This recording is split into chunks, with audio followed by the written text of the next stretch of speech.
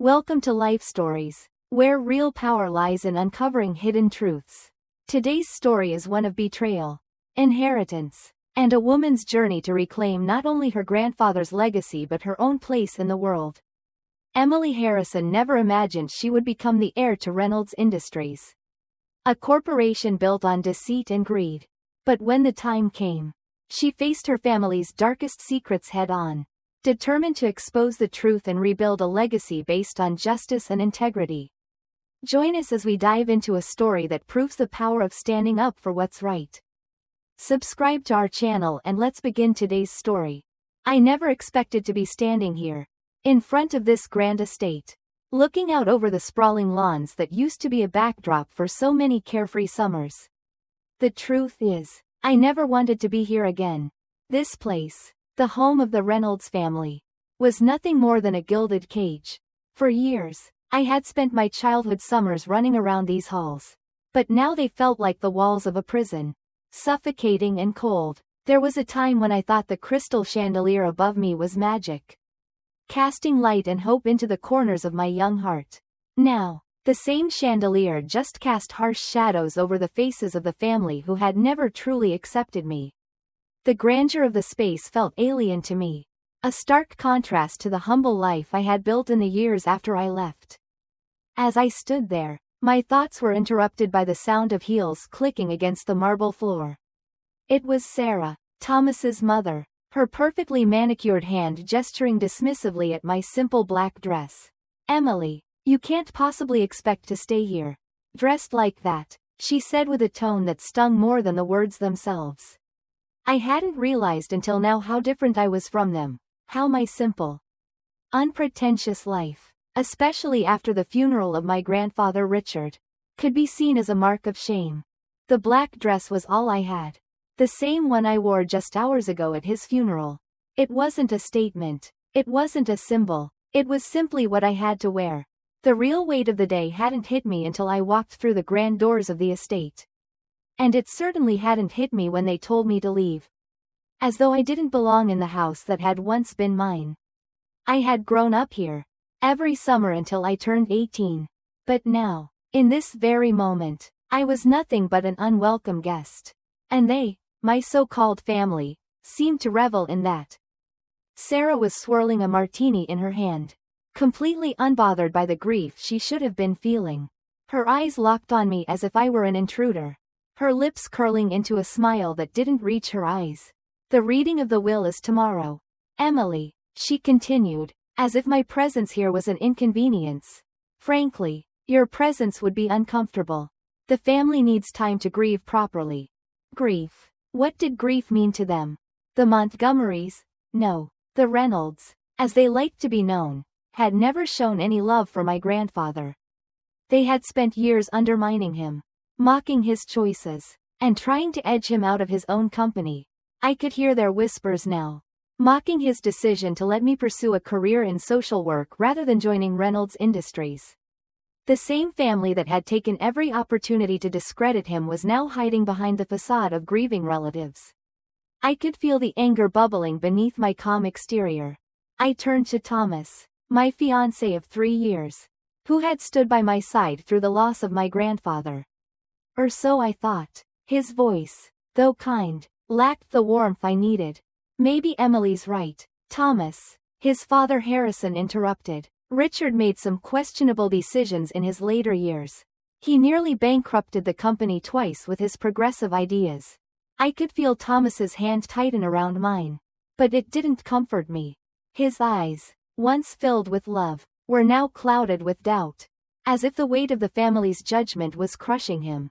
"Emily, maybe you should pack your things," he said softly, his words hollow, as though he was already preparing to let me go. "Just until things settle down." I looked into his eyes, desperately searching for some sign that he hadn't changed. "Thomas, are you asking me to leave?" I whispered, my voice barely above a breath. He squeezed my hand but wouldn't meet my gaze. "The engagement party is in 2 weeks," he said, almost pleading. "We can reassess then. Just pack your things." Just like that, my world shattered. The love I thought was ours, the relationship I had built with Thomas, now seemed like nothing more than a fragile illusion. And I was left standing in the ruins. The reality was clear. He was willing to let me go for the sake of his family. For the sake of maintaining appearances. I wasn't just a woman he loved, I was a business decision. A choice that no longer fit into the perfectly curated world the Reynolds had created. Without a word, I nodded, defeated. Rogers, the family's chauffeur, appeared as if summoned by the very air I breathed. "Your bags are packed, Miss Harrison," he said in his usual quiet, respectful manner, though I could see the pity in his eyes. I didn't cry, not then, at least. Maybe my grandfather's lessons about patience, dignity, and justice had prepared me for this moment. Or perhaps it was the steady reminder of the life I had built on my own. The life I had chosen for myself. One where compassion, empathy, and connection meant more than power, wealth, and prestige. As I walked down the grand staircase for what felt like the last time, I saw Sarah's face twisted in disdain. She muttered something about new money trying to buy class. As if my presence in this house had somehow sullied it. Harrison's cutting remarks about the future of the company, and his insistence on maintaining traditional leadership, fell on deaf ears. None of them realized that they were losing something far more valuable than they could ever imagine: integrity, heart, and the will to truly make a difference. Rogers returned with my suitcase, and as he handed it to me, I felt a strange sense of relief. I was free from this suffocating place, from the lies they had woven around me. The next few minutes passed in a blur of whispered comments, but all I could hear was the sound of my own heartbeat, steady and unyielding, as I walked away from the life they had forced upon me. In the car, heading back to my apartment, I received a text from Thomas. It was brief. "I'll call tomorrow. We can talk about the engagement party then." I didn't respond. Instead, I deleted the message, finally free of the strings that had once tied me to him. I arrived at my small, modest apartment, the place I had built for myself, where I had found a sense of purpose and peace. I kicked off my heels, sank into my worn but comfortable couch, and placed the letter from my grandfather on the coffee table. I had avoided opening it, too busy with life, with the demands of Thomas's family, with everything else that now seemed so trivial. But as I broke the seal and read his words, everything changed. "My dearest Emily," the letter began, "if you're reading this, then I'm already gone. Don't waste tears on me. I've lived a good life, though perhaps not always a wise one.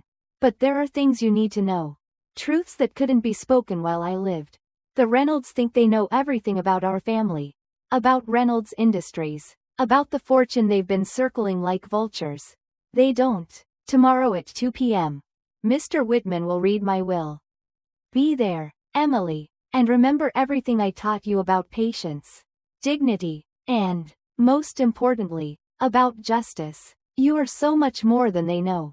All my love, Grandfather." I sat there, the weight of his words sinking in. Being kicked out of the estate wasn't just an end, it was a beginning.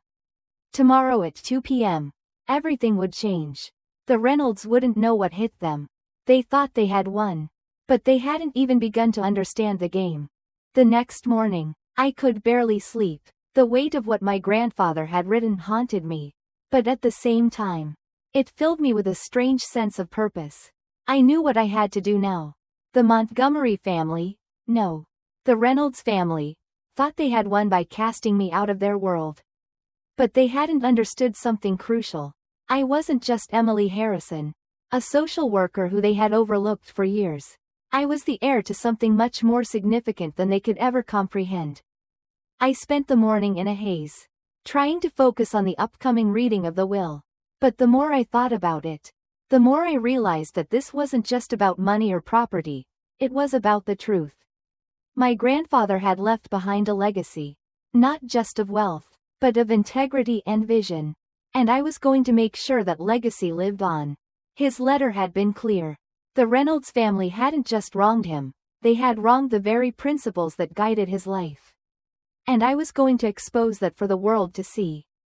The time came. I dressed carefully, no longer in the simple black dress they had mocked but in something that spoke to my resolve. a tailored white suit that my grandfather had gifted me months before, with a note that said, "For when the time comes." It felt like the time had arrived.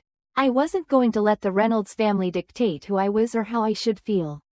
They had built their empire on manipulation and greed, while my grandfather had built his on hard work, honesty, and care for people. That was the legacy I carried. The journey to the Reynolds estate was quiet, the city skyline casting its familiar glow as I walked through the streets. It was a far cry from the glamour of the estate, but it felt like home.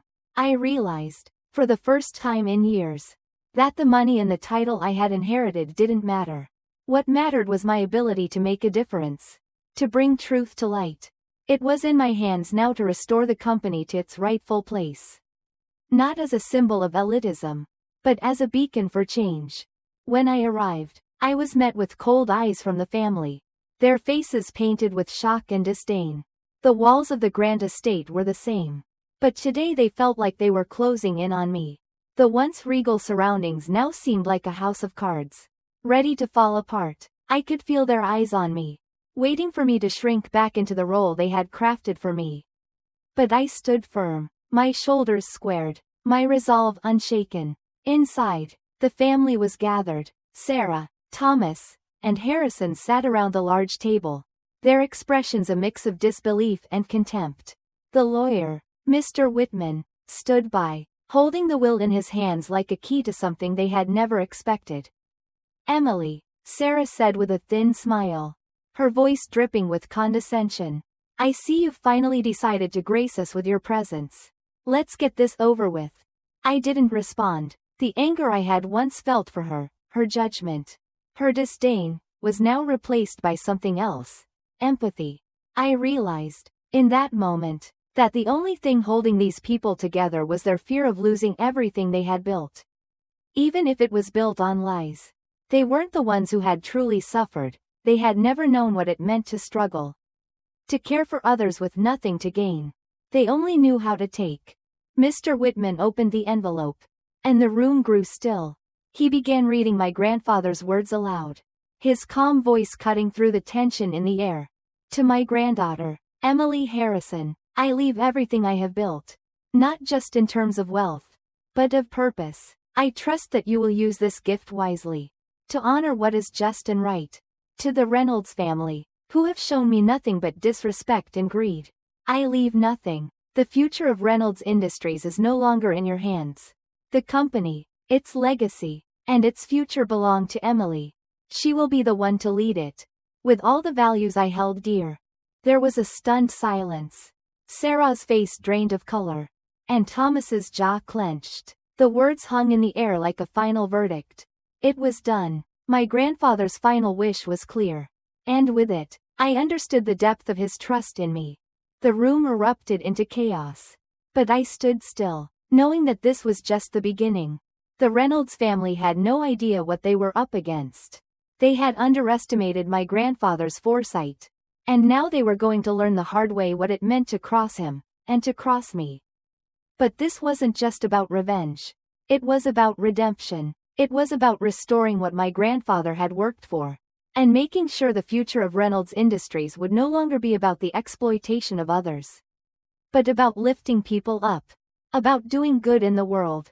I had inherited more than just a company, I had inherited a purpose. And I would make sure it lived on. The reading of the will had thrown the Reynolds family into disarray. But I couldn't allow myself to get caught up in their chaos. This wasn't about what they had lost, but about what I was now tasked with protecting: my grandfather's legacy. As I walked through the grand hallways of the estate, I couldn't help but feel a mixture of triumph and sorrow. They had dismissed me as a mere social worker, a woman from humble beginnings. But now I held the keys to their empire. I knew that if I was going to be the leader my grandfather had wanted me to be, I needed to stay focused. There was no time for sentimentality, no room for the past to cloud the future.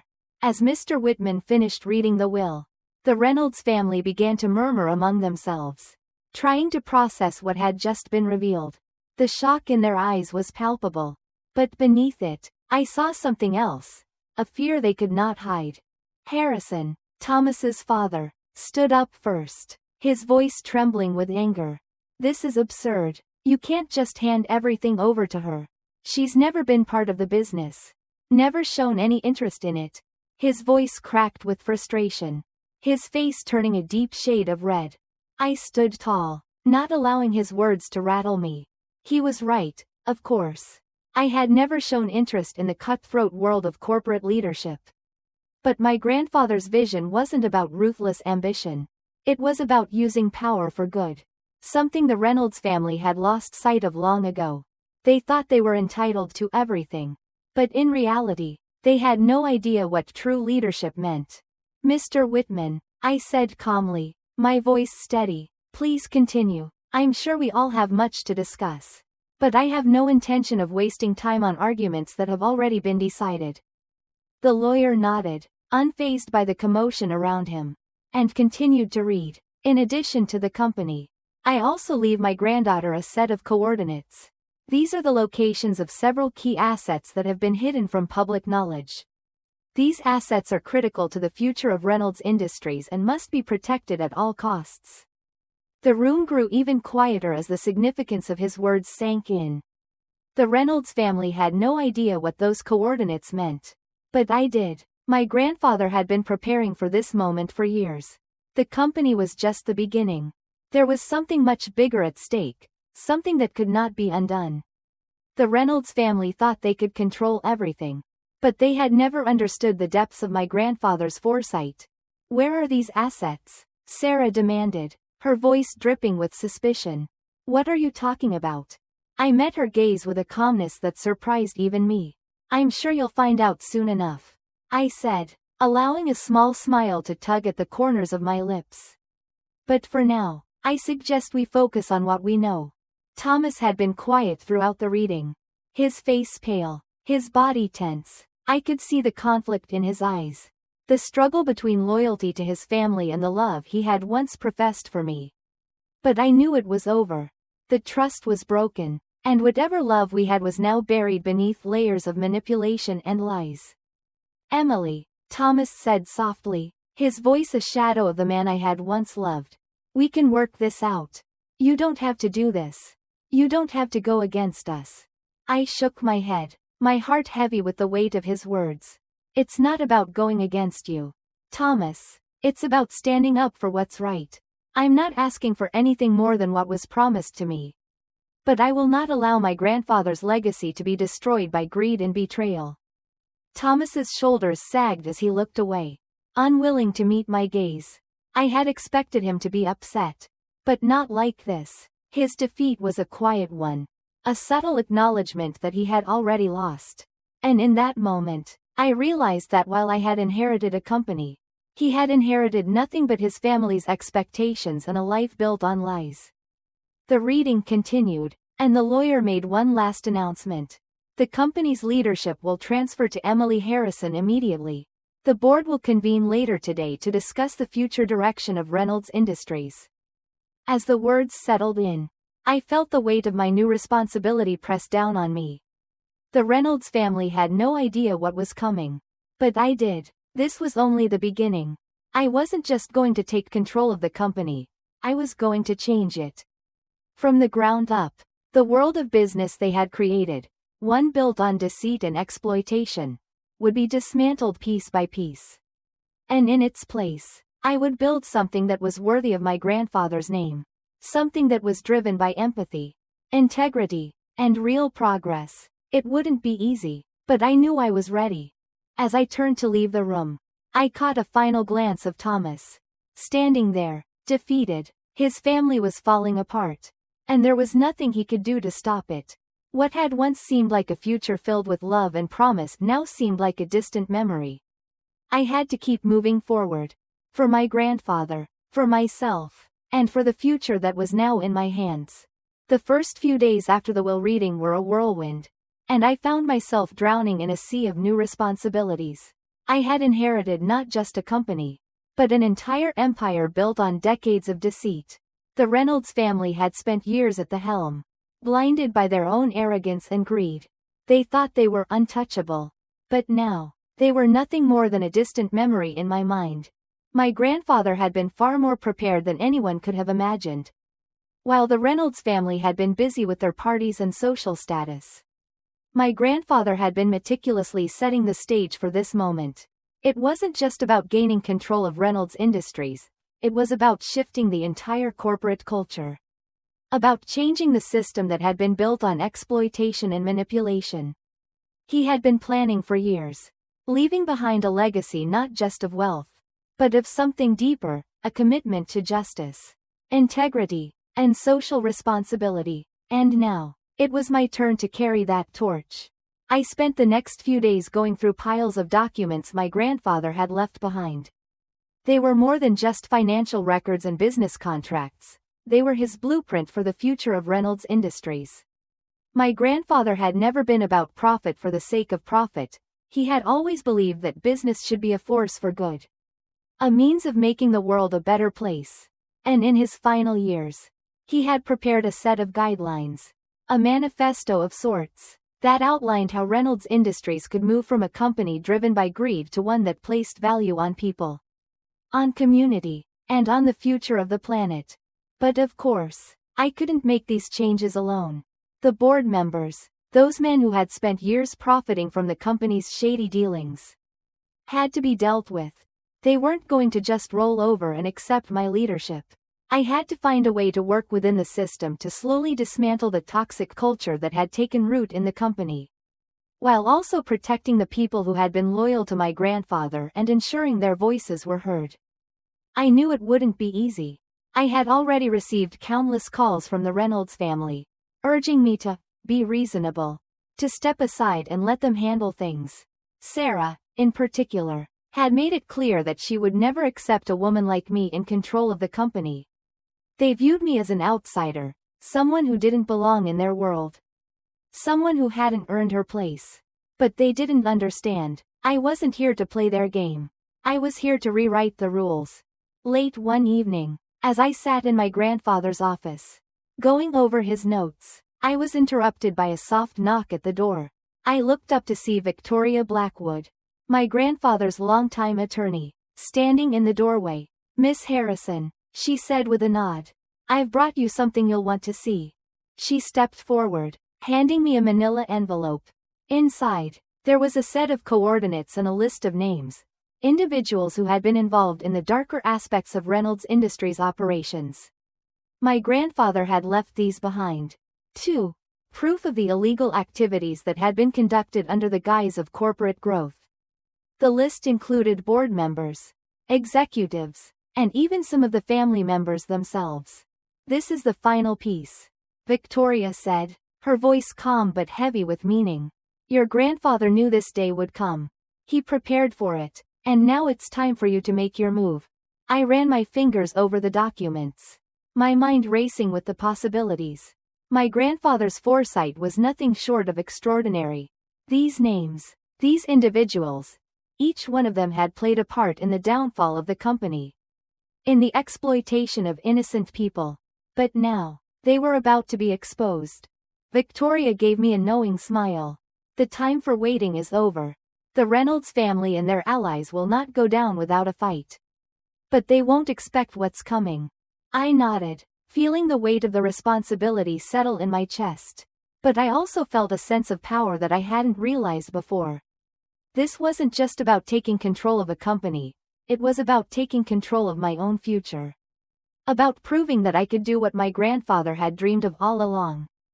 "I'll need your help," I said to her. "We'll need to move quickly, but carefully. We can't afford to make mistakes." She nodded again, her eyes sharp with determination. "I'm ready when you are."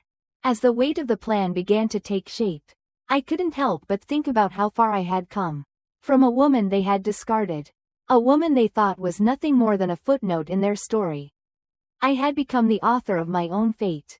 And now, I was ready to take back what was rightfully mine, and to ensure that the future of Reynolds Industries would be built on something far more meaningful than wealth and power.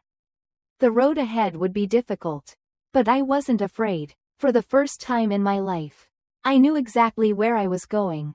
The next few days passed in a blur.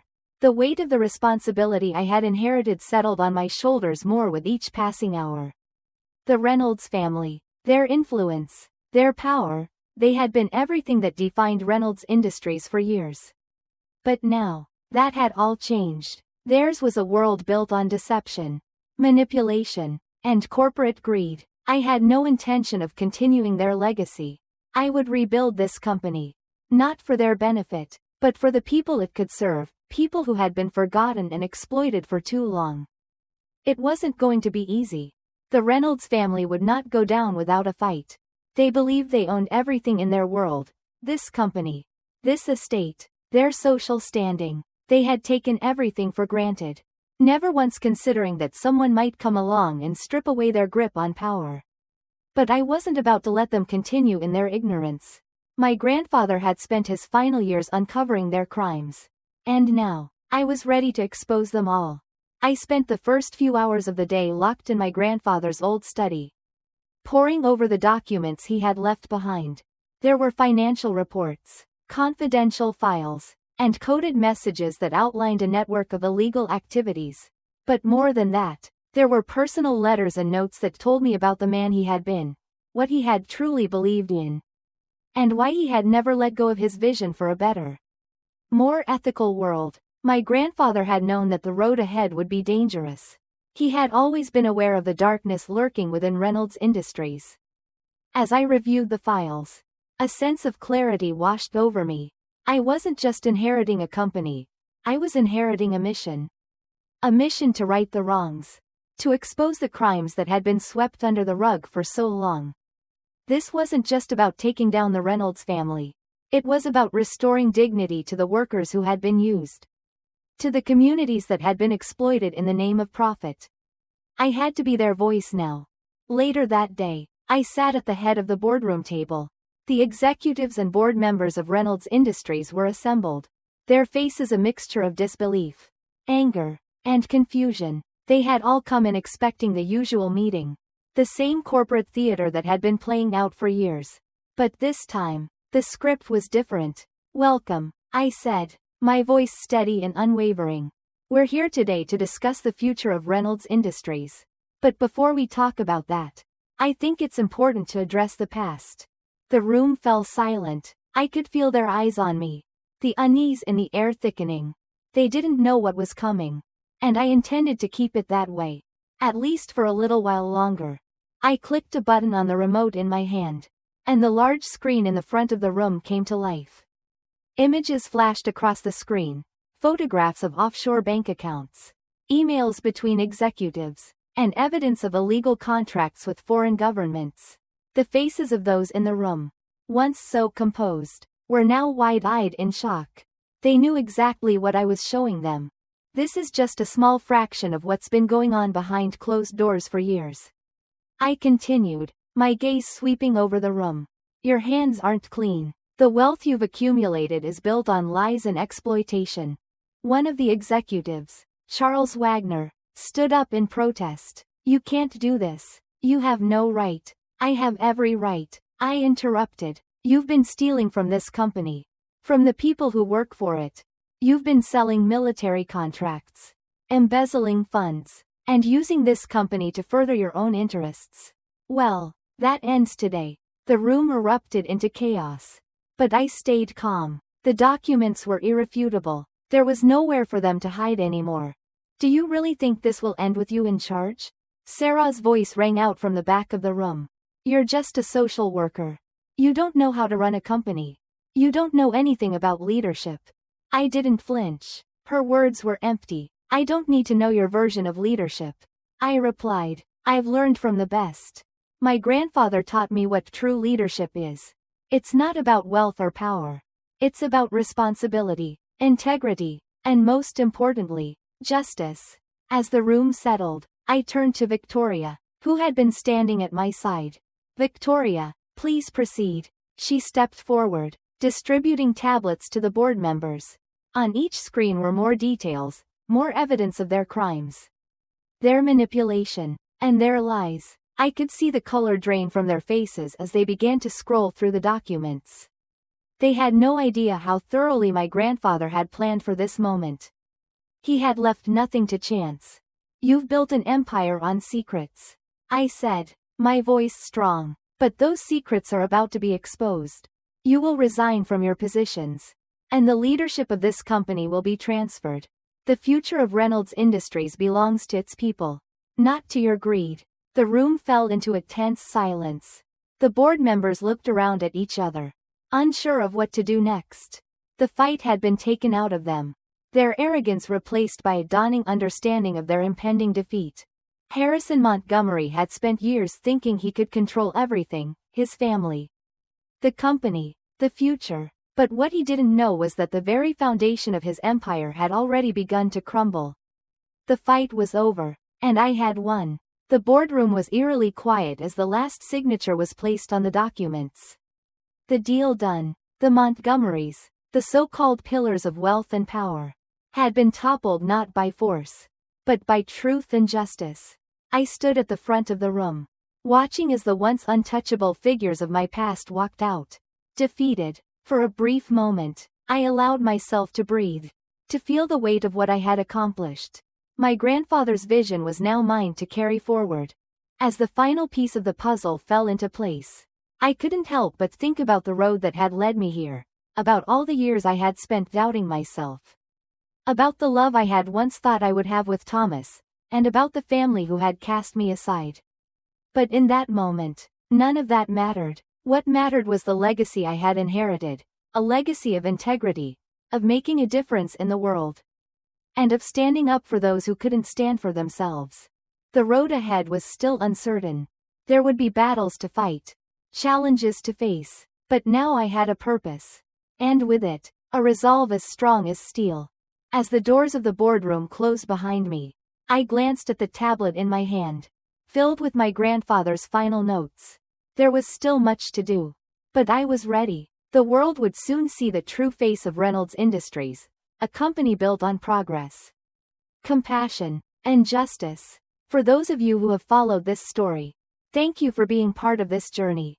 If this story resonates with you, make sure to subscribe to the channel for more life stories that remind us of the power of perseverance, justice, and the importance of doing what's right. Stay tuned for more stories that could change the way you see the world.